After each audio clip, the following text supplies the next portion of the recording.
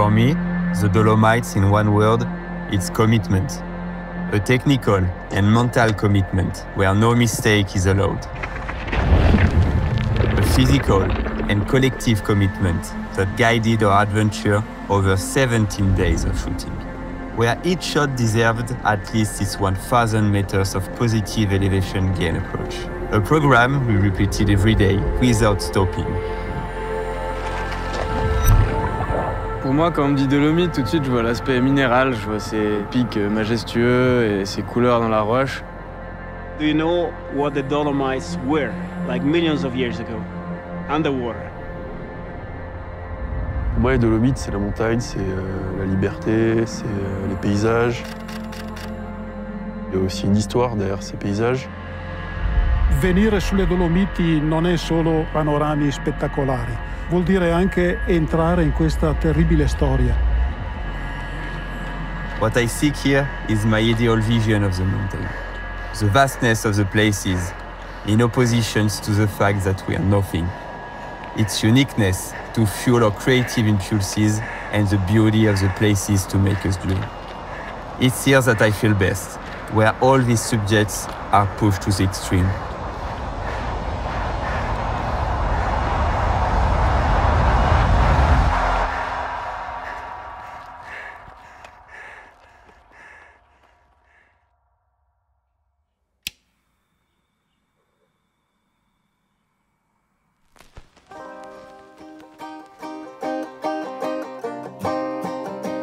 My name is Kilian Bronch. I'm passionate about cycling, mountains, and imagery. For years, my goal has been to explore and film exceptional places. But it has always boiled down to condensing a journey of several weeks into just 5 minutes. We made it our signature, but behind each of these videos lies a human and sportive adventure.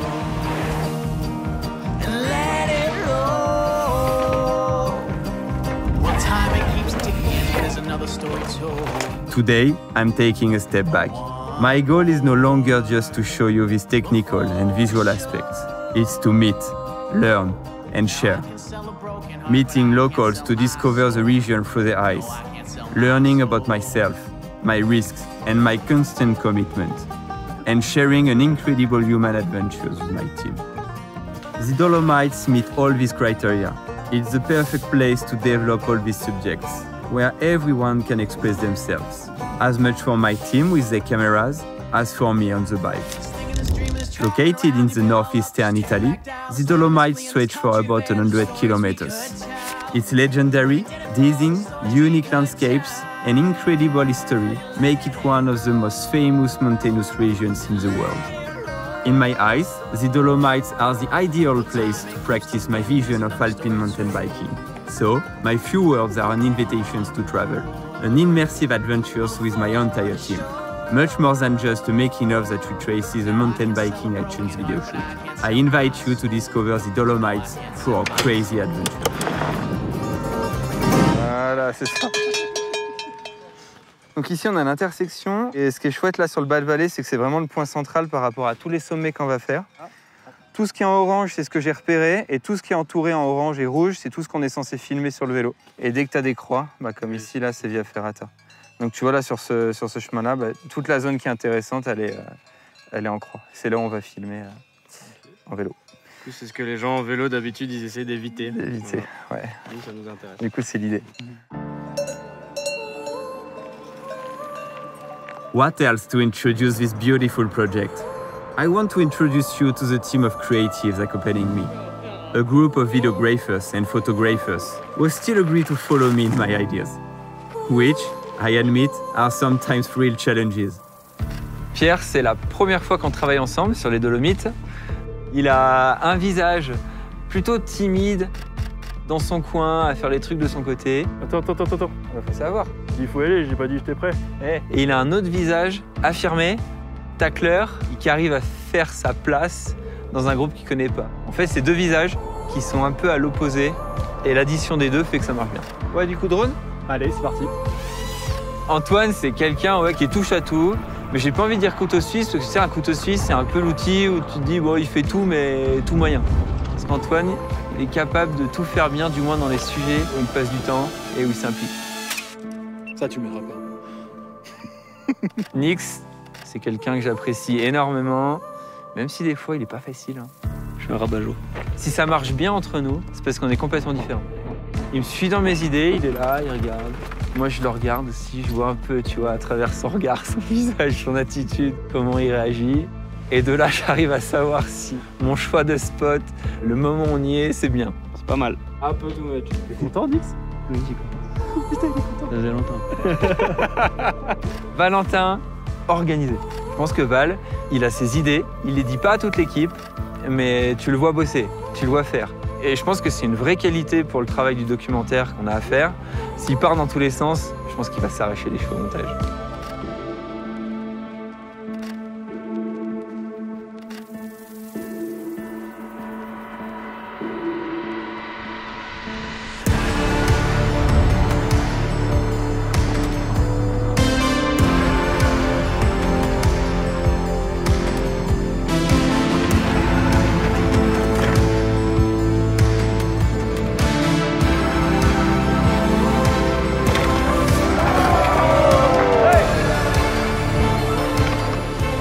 Let's go, Kiki.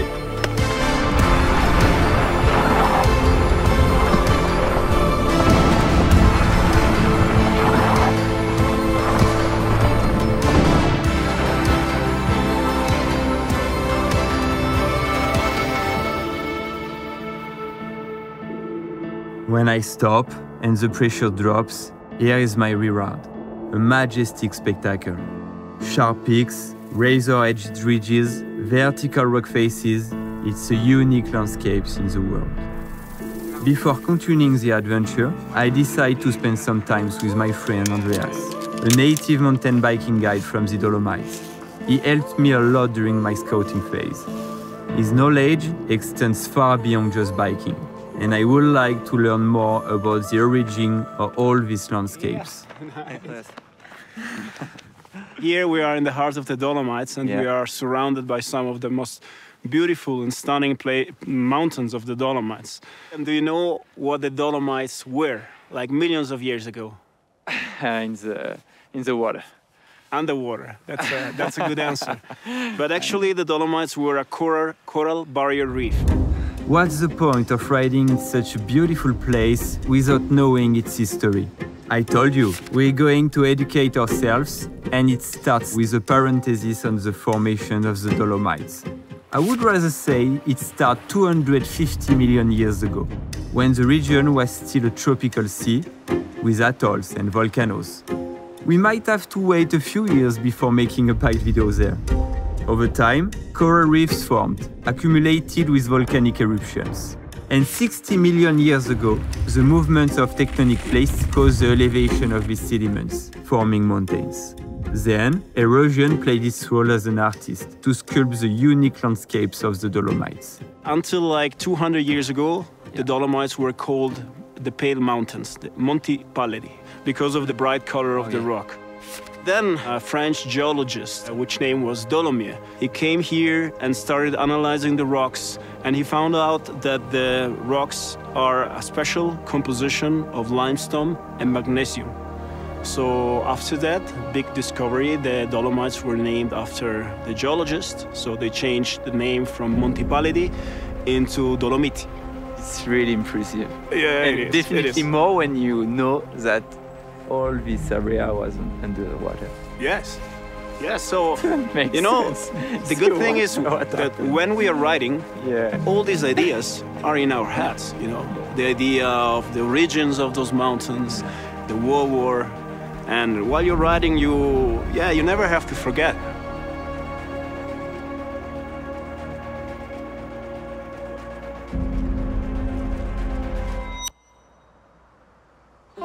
We are gradually finding our bearings. A routine is setting in for our filming days. We're starting to piece together the puzzle for our video.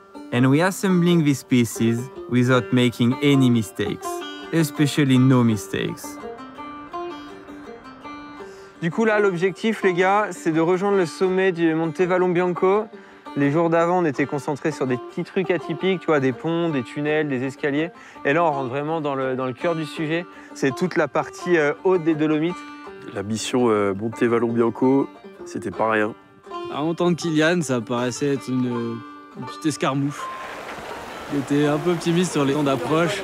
En termes de dénivelé, j'avais juste regardé le point bas et le point haut. Et je me suis dit, ouais, il y a moins de dénivelé, c'est du chemin 4x4, ça devrait aller. Sauf que j'avais pas pris en compte les vallons.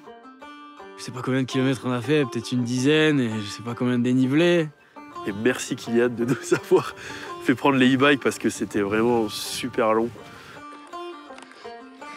En fait, on a mis 4h, 4h30, je pense, à atteindre juste le premier endroit où on allait filmer. Mais ouais, une mission, quoi.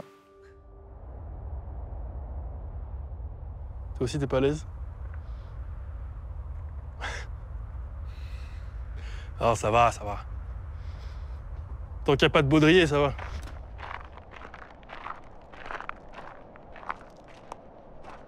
Ma principale crainte, c'est que les gens me prennent pour un chien fou et qui prend des risques sans trop réfléchir aux conséquences et à tout ce que ça peut impliquer. Aujourd'hui, on peut juger mes images en 5 secondes de ce que j'ai construit pendant 20 ans. Et j'ai peur que certains jeunes qui se disent « Waouh, ça marche et tout, il a des likes, il a des commentaires, vas-y, il faut que je fasse pareil et c'est dangereux et tout, non, je m'en fous, j'y vais. » Ouais, ça, je veux pas. Et j'ai peur que ce soit déjà arrivé. J'ai mis 15 ans avant de rouler ces premiers chemins. Parce qu'avant, je ne me sentais pas capable, ça me paraissait inaccessible et je ne l'aurais pas fait. J'ai un entraînement de malade tous les jours, aussi bien physique que mental. J'ai vécu des moments qui étaient moins drôles, je me suis blessé, j'ai fait des erreurs. Et toutes ces expériences, elles font ce que je suis aujourd'hui. J'ai envie de faire comprendre aux gens tout mon process. Pourquoi je fais du free solo en vélo, au final, c'est ça. Qu'est-ce qui me fait vibrer en faisant ça? C'est l'ensemble. Je me dis, ok, t'es concentré, t'es bien dans ta tête, t'as une équipe qui est fiable, les conditions sont réunies pour que tu puisses y aller, t'as anticipé le moindre caillou qu'il y a sur ta trajectoire. Et tout ça, c'est ultra prenant. Et moi, c'est ce qui me fait vibrer, c'est mon truc. Et j'y vais.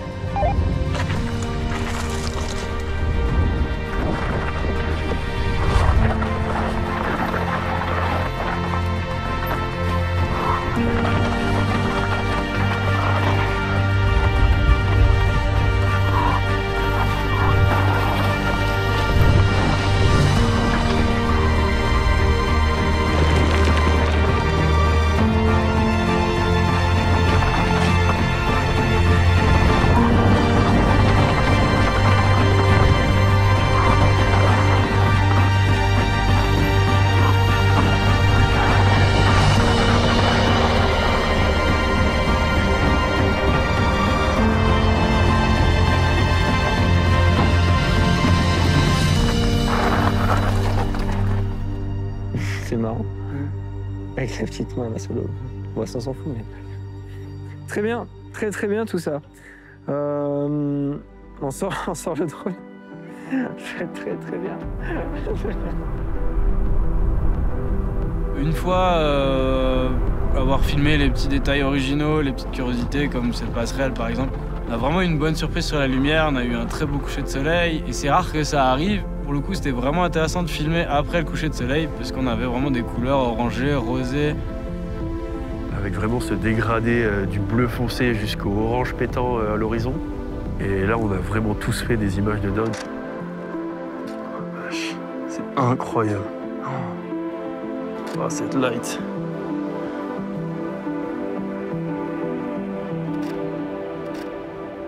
Yes.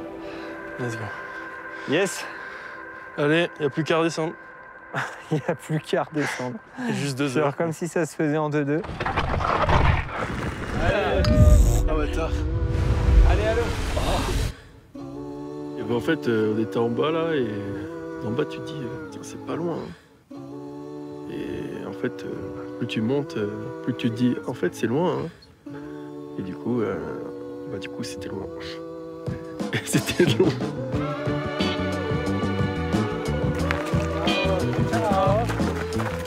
Kylian nous avait parlé d'un petit refuge plutôt sympa, un peu perché dans les rochers. Sauf que ce refuge, il se mérite quand même. Parce que pour y accéder, on s'est vite rendu compte que c'était une bonne galère.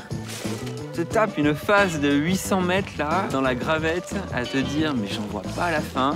Tu fais 3 pas, tu recules de 2. Du coup, tu triples ton effort sur toute l'ascension. Oh, j'ai les bras, c'est là. Et une fois qu'on est arrivé là-haut, il y avait la deuxième partie, Via Ferrata.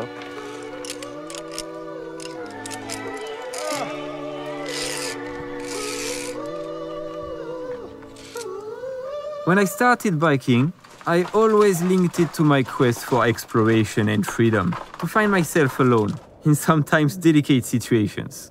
Without necessarily going to these extremes, at the top of a mountain or in difficult places, I simply encouraged having a different perspective compared to everything that can happen, for example, at Trecime. Places I call hotspots, where thousands of people gather to see a place through a phone screen, to take the same photo without experiencing the mountain. Since the mountain is synonymous with freedom, let's try to feel it, no matter where exactly we are. What I remember in those moments, when I'm in the mountains, enjoying a sunset, it's not necessarily the moment itself. It's everything we've put in place to get there. Walking on the route, going to a place, discovering it, not knowing exactly what will we find there, and having the surprise.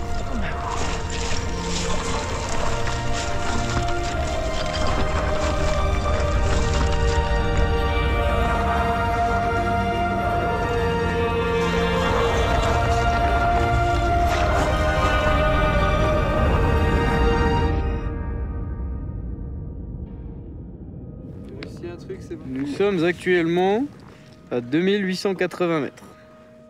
Combien de temps pour aller au refuge avec le coef ou sans coef? Coef ou sans coef? Alors le concept du coefficient Kylian, c'est assez simple. Quand Kylian t'annonce un chiffre, un dénivelé, une distance, une durée, il faut le multiplier par 1,3 pour avoir la vraie valeur réelle. C'est pas un coefficient énorme, et c'est ce petit 0,3 là qui t'achève un peu. 35 minutes. Ok, 48.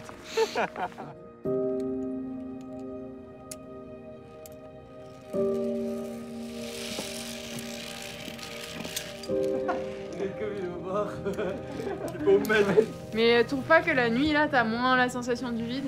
Un peu, Ouais, t'as la frontale. Honnêtement, essaye sans frontale. Pendant l'ascension, je pense qu'il y a toujours une phase où tu te demandes déjà ce que tu fais là. Et il y a une deuxième phase où tu te dis est-ce que ça vaut le coup? Je pense qu'il faut garder en tête, c'est que dans tous les cas, ça va valoir le coup juste pour les souvenirs et pour le fait d'avoir réussi à aller jusqu'au bout.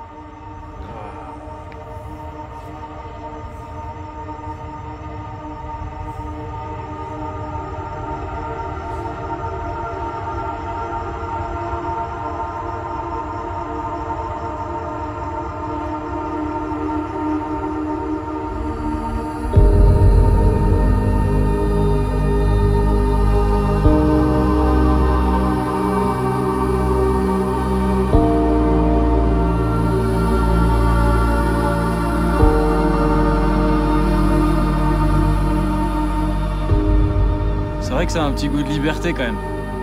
C'est dur de définir la liberté précisément, mais on est en itinérance, on se déplace dans les montagnes, etc. On va un peu où on veut, on est capable de dormir perché sur un rocher, et si c'est pas la liberté, on s'en rapproche.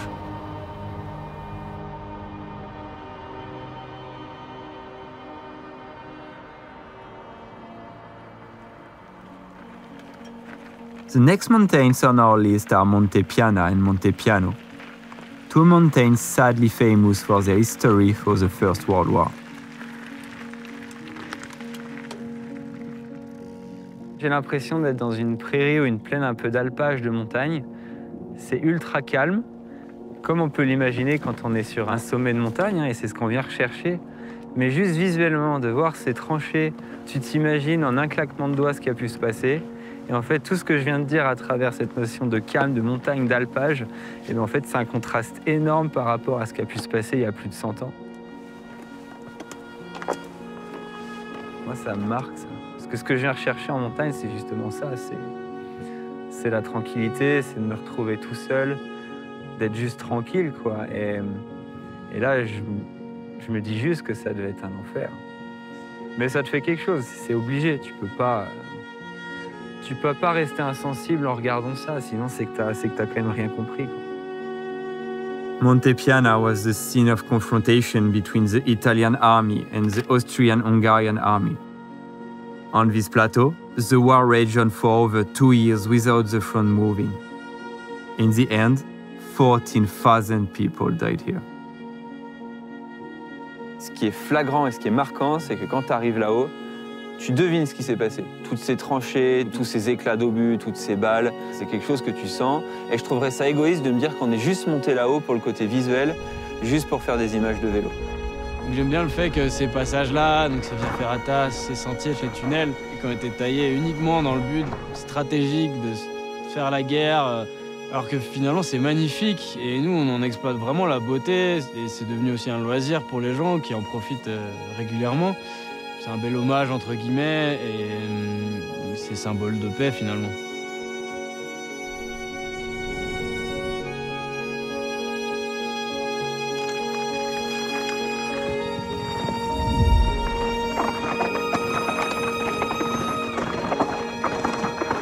The filming progress is ongoing, and the puzzle of image creation is advancing.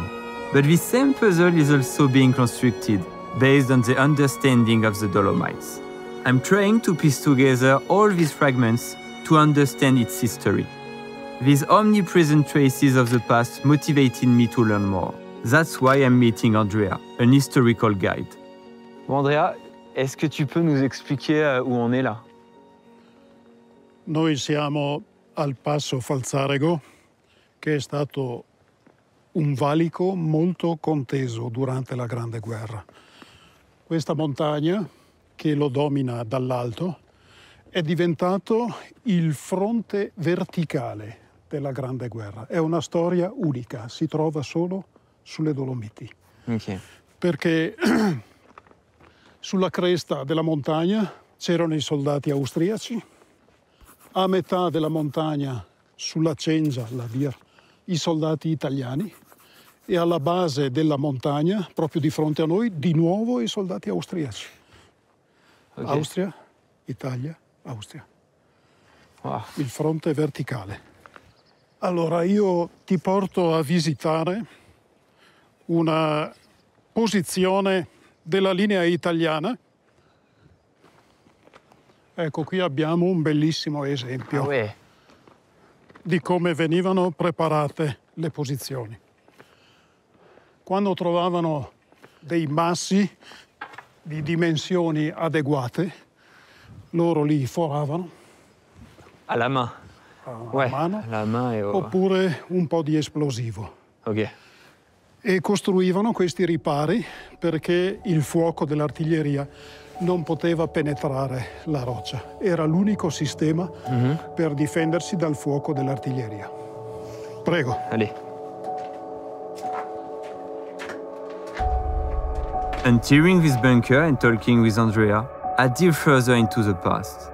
I imagine the intensity of the confrontations that took place here, and more broadly in the Dolomites. But let's move forward. What should we take away from this period? Si tu avais un message à faire passer aux personnes qui ne connaissent pas les Dolomites, ce serait quoi?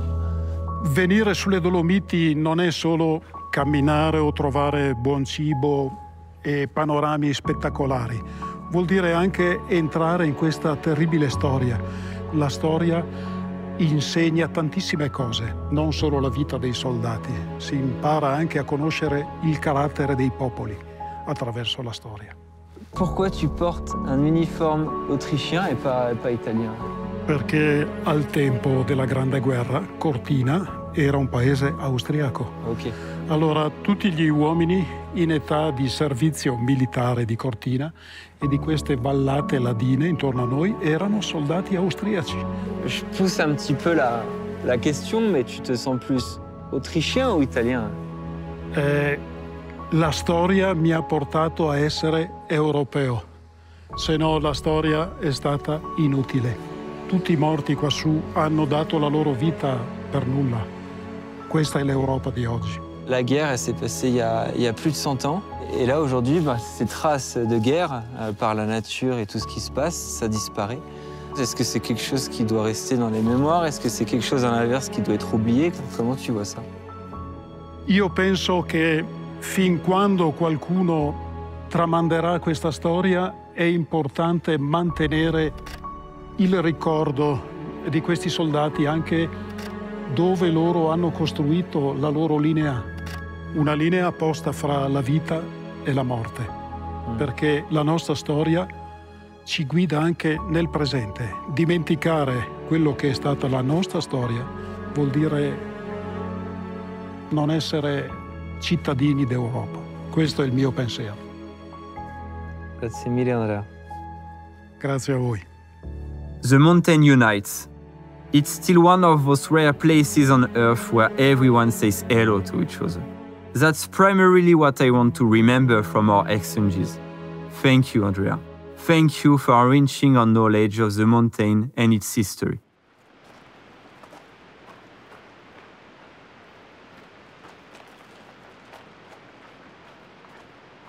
J'ai jamais vu un truc pareil. Why the Cascate di Fanes? When we think of the Dolomites, we picture these steep and jagged landscapes. To bring variety and dynamism to our film, we need to find different areas and present them in an original way. By adding one of the largest waterfalls in the Dolomites, we tick the variety box. By riding behind it and filming FPV, we tick the other boxes, dynamism and originality. En gros, ma question, elle était de savoir si tu me faisais un follow ou si tu filmais de face. Je vais essayer de partir de loin pour que ce soit joli. Quand j'arrive, tu pars, je te suis tout le long et là-bas, je te décroche et je pars dans le canyon. Ok, on décolle. Ok, 3, 2, 1, go!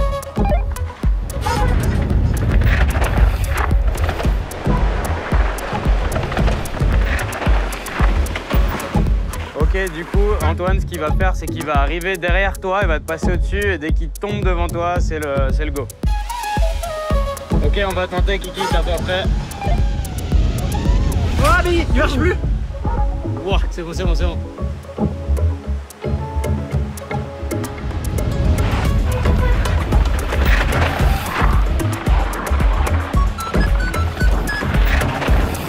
La GoPro de dos, là, ça m'a envoyé dans la paroi. Ah ouais.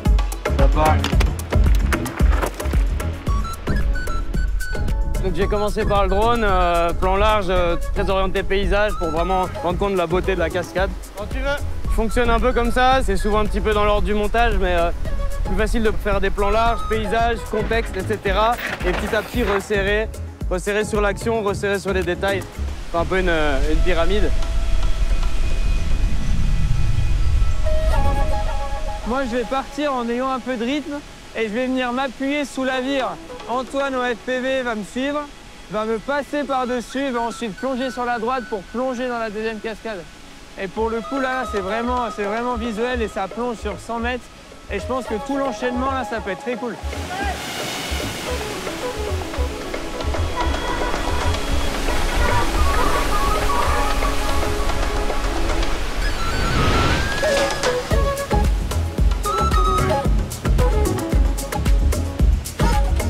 Ouah, comme c'était chaud.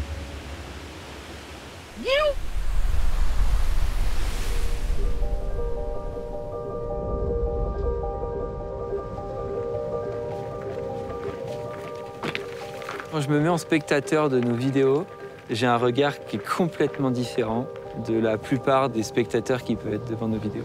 C'est ça dont les gens ne se rendent pas compte aussi, c'est le temps qu'on est prêt à passer, nous, pour une ou deux images ou pour une section d'une dizaine de secondes.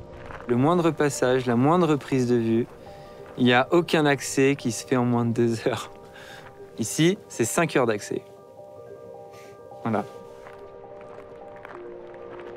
Le Bivaco de la Paz, il faut s'imaginer un monticule rocheux isolé au milieu d'une espèce de crête, avec en arrière-plan un décor de dessin animé. Vraiment, la vue est dingue, quoi. C'est vaste. Il y a des choses intéressantes à 360 degrés. C'était assez génial. Et tout de suite, il y a un petit peu l'euphorie de faut aller voir ce spot-là si ça marche, faut aller voir tel autre spot, etc. Et après, il faut décider dans quel ordre on le fait. Parce que le coucher de soleil arrive vite. Donc ouais, pas le temps de niaiser.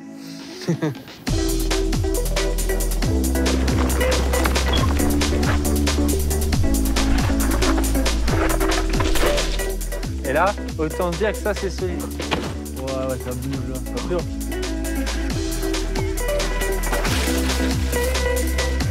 Ah, top.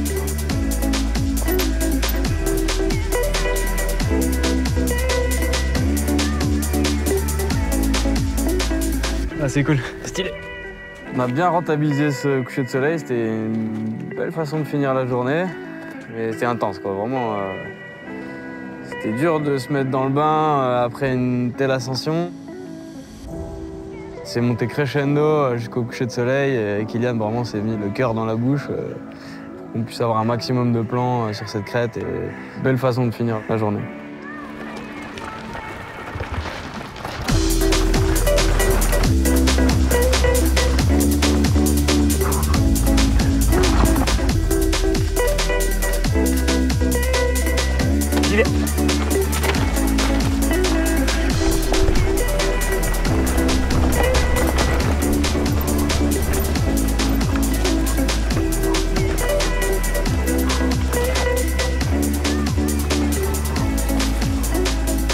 Merci pour la petite séance de fractionné.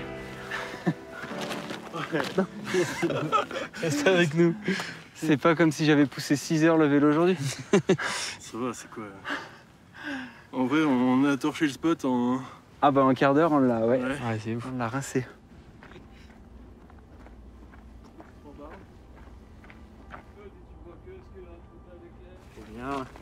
Tous ces moments en refuge, c'est des moments qui sont juste géniaux à partager en équipe. Dès qu'il fait nuit, ben, tu te mets à l'intérieur, tu te mets autour d'une table, tu discutes de tout et de rien, tu rigoles. Ces moments-là, moi, je les kiffe. Allez, hein, bonne nuit. Ciao les nazes. Ciao, ciao.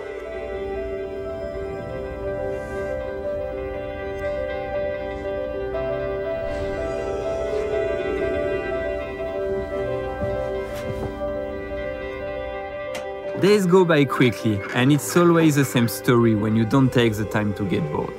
Fatigue sets in, but it's often countered by adrenaline and group emulation. Due to always discovering unusual places, motivation remains intact, and maybe even increases.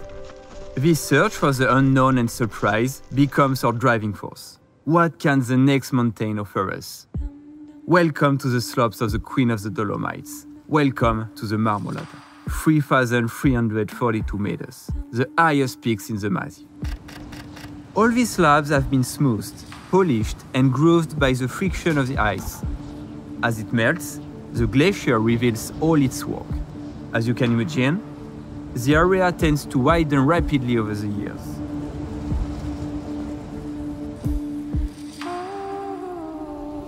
Allez, go!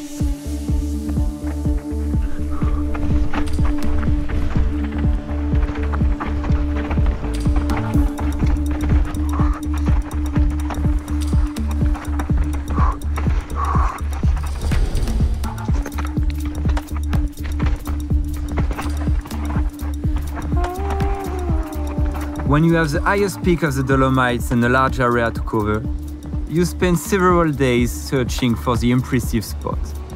There is no defined trail. We draw a line instinctively. Remember, I mentioned leaving room for the unknown and surprise. That's exactly what happened to find the slab. Tu prends la paume de ma main, là, c'est la dalle. Tu mets une fourmi là. Et moi, j'avais cette même sensation. Je me mettais en bas de la dalle, je la regardais et tu te sens tellement petit.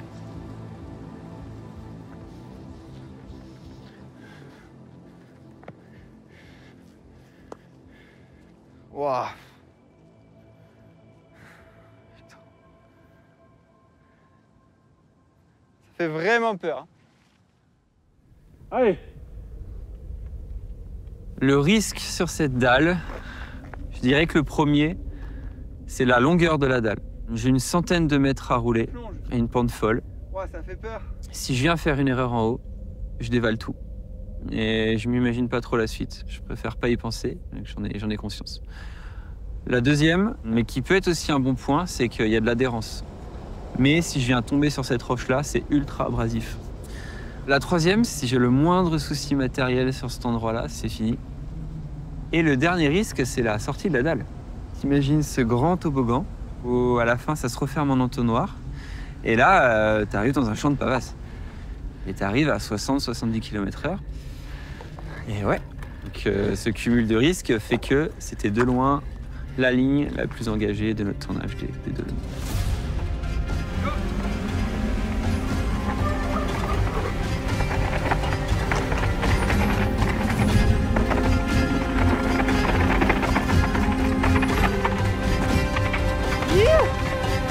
Oh la vache! Ça va? Je sais pas! Là, on commence à faire des plans, il fait des essais, ça roule plutôt bien. Au bout de quelques essais, il me dit bon bah, je crois que je peux aller dans la zone la plus raide. Tu sais, il y a une double rainure en haut. Ouais. Il faut que je sois dans l'axe là. Il faut que vous me mettiez dans l'axe de ça. Ok, ouais, je vois.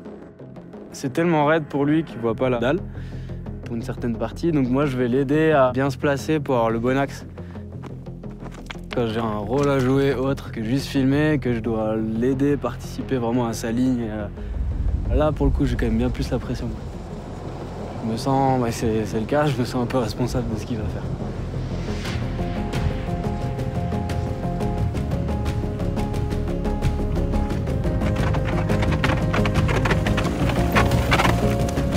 Allez!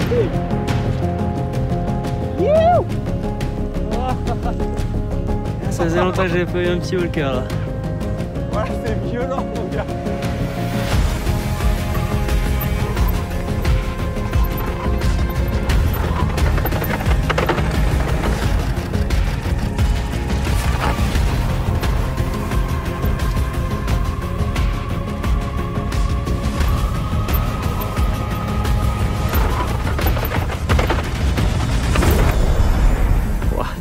Il m'a enrhumé là. Solide.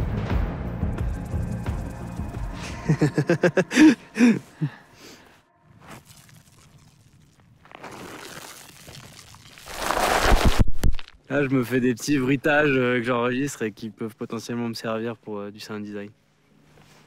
Un bruiteur professionnel. Je peux faire les bruitages de la voiture de rallye.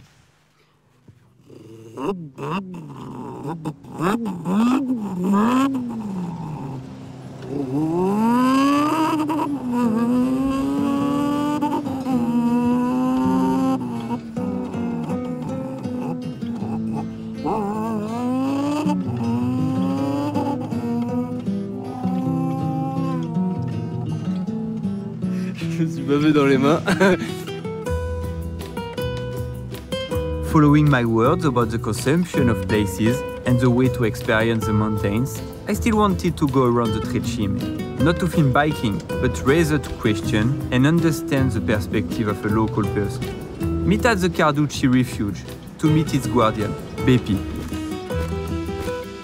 What I like about Bepi is his authenticity and dedication for his Dolomites Without Borders Foundation, a passionate and dedicated character for all the causes it stands for, directly connected to the Dolomites and its notions of freedom. Since he spent his life there, who could be more legitimate to convey a just message? La prima idea di questa Dolomiti senza confini mi è nata quando nella primavera del 2010 le Dolomiti sono diventate patrimonio dell'umanità. E lì ho capito che le Dolomiti non dovevano più essere una barriera, la montagna come una barriera che divide il nord e il sud. Poi nel 2014 mi è venuto in mente che le vie ferrate sono nate durante la Prima Guerra Mondiale per andare più in alto possibile per conquistare il nulla perché sono solo sassi e montagne. E quindi ho pensato che si poteva fare un collegamento di tutte queste ferrate e chiamarle con la storia, e cioè non più la guerra, ma un percorso di pace. Et puis moi je suis curieux aussi d'une chose, c'est comment c'était avant les Dolomites. C'est une question assez simple, mais j'ai envie de savoir comment c'était avant. Io sono nato in questo paese che è qua sotto, che si chiama Auronzo, e allora c'erano pochi appassionati, non c'era tutto questo turismo. Anche alle Telecime di Lavaredo, che erano già importanti all'inizio degli anni 60, non c'era la strada e non c'era la confusione che c'è oggi. Il y a de plus en plus de personnes, je pense qu'on peut parler de tourisme de masse, et c'est un vrai problème. En tout cas, c'est ce que je pense. C'est quoi ton avis là-dessus? Chi vuole vedere le Telecime deve solo camminare, non arrivare con la macchina, fare la foto e andare via, perché questa è la malattia dei social. Cioè io faccio la foto che posso dire io sono stato là. Non te ne fregava niente di capire perché sei lì, che cos'è, i colori, la natura. È la malattia moderna dei social. Io ho pensato in questi anni una soluzione: devi avere per i boschi una guardia che ti accompagna, spiega la natura, la flora, la fauna, perché solo se tu conosci la fauna, la flora, la geologia, tu rispetti. Se no, le Dolomiti diventano un bene da consumare. Si tu avais un message à faire passer aux gens qui voyagent dans les Dolomites, ce serait quoi? Per me da sempre la prima cosa è la sicurezza, secondo il rispetto e poi, come dire, la libertà di muoversi rispettando i margini. Dove finisce la tua libertà inizia la libertà degli altri. Solo così si può godere di questo luogo meraviglioso. Quindi sicurezza, rispetto e rispetto della libertà degli altri. Ok. Wow. Sea clouds is coming. BP, this is the wisdom speaking. He accepted our invitation because it was a meeting of enthusiasts, able to hear and interpret his words. You can imagine, I'm not the most qualified person to talk about safety, even though I consider it's very important. His thoughts makes complete sense, and we had to share them. On our side, all this becomes clearer and clearer. The mountain thrills us. It makes us live. We must respect it at all levels. We are not perfect, far from it, but we learn and grow with time and encounters. Connaissant un peu les Dolomites, j'avais une légère frustration. J'avais envie d'une falaise, vraiment à pic, quelque chose qui en jette. Je me dis, c'est la falaise, quoi. Et donc, c'est un peu moi qui ai poussé pour ce spot-là. Les falaises. Alors ouais, c'est là où j'aimerais bien qu'on choisisse ça. Ce spot à bord de falaise, il m'a plu pour plusieurs raisons. Et la première, c'était pour faire plaisir à Nix. Parce que je savais que Nix était frustré de ne pas avoir ce genre d'image pour sa vidéo. Mais par contre, oublions pas l'accès. Parce que j'aime bien la vengeance passive aussi. C'était facilement et de loin la journée la plus longue de tout le trip, je pense. J'avais pas imaginé ces vallons et le terrain aussi difficile. Par l'intérieur, là, c'était un enchaînement de lapia dans une forêt assez dense. Pendant des heures, hein, on s'est fait 1500 mètres de dénivelé sur la journée. Je me posais la question tout le long de l'approche à me dire, bon, c'est interminable, tout le monde galère, et si c'est nul, c'est ma faute un peu, quoi. Donc, un peu de doute quand même. On est tous fumés. Inconsciemment, j'avais ça dans un coin de la tête où je savais que ça allait être une galère, mais je savais que c'était l'initiative de Nix. Et je me suis dit, bon bah voilà, écoute, je suis pas le bouc émissaire aujourd'hui. Si l'équipe râle, moi, c'est pas de ma faute. J'ai un petit plaisir quand même. Oh, bien joué. C'était une bonne idée que t'as eue là. Putain, je m'en veux.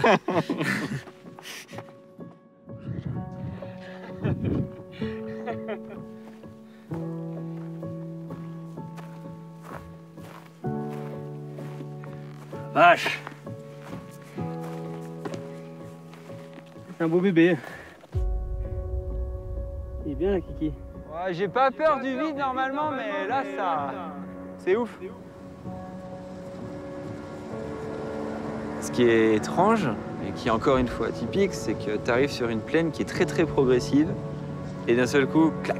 Et là, tu as 400 mètres de falaise brute, plus un autre 400 mètres d'éboulis. Là, le vide te saisit quand même. Vas-y. C'est marrant, ça fait même peur sur les photos. Et moi qui me disais que la ligne allait être tranquille, finalement, après les repérages, je me rends compte qu'elle ne le sera pas forcément. Et là, je me remets dans ma bulle, dans mon process de « Ok, allez, je fais ça bien ». Il a levé la main, je crois qu'il veut y aller.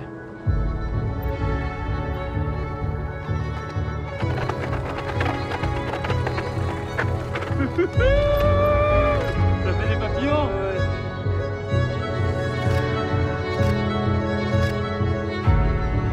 Ce genre de spot, c'est quand même particulièrement rare. La plupart du temps, c'est un challenge d'essayer de faire rendre la pente, l'exposition, le danger, etc. Et là, vraiment, ça coulait de source.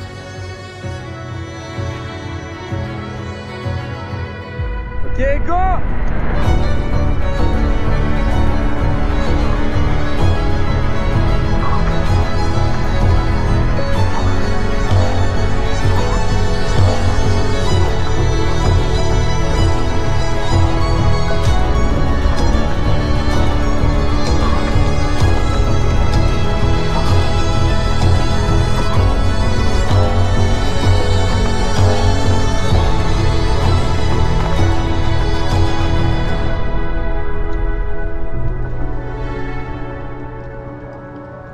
It's on this cliff edge that our trip ends, as if we couldn't go any further.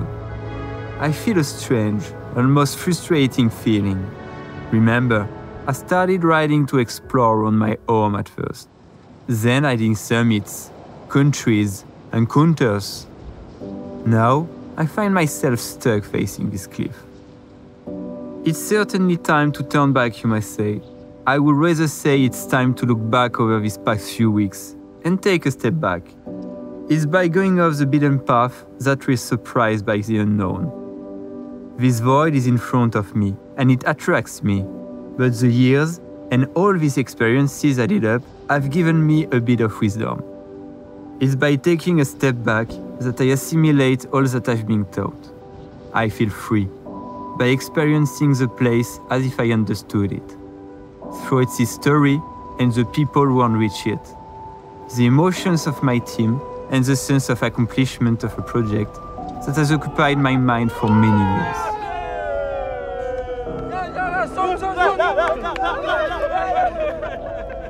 After 17 days through the Dolomites searching for all the missing pieces of our puzzle, it's time for Nix to put them together. So, are you ready? I will take that as a yes.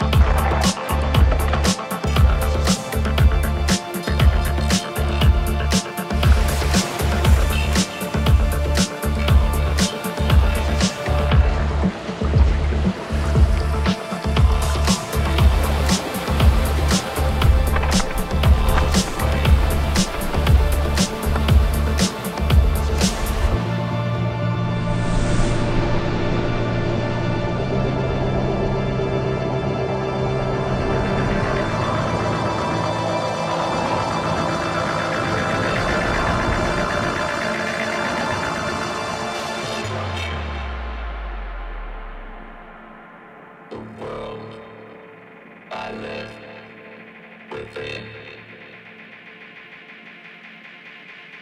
Crowded sea, and they can't break you.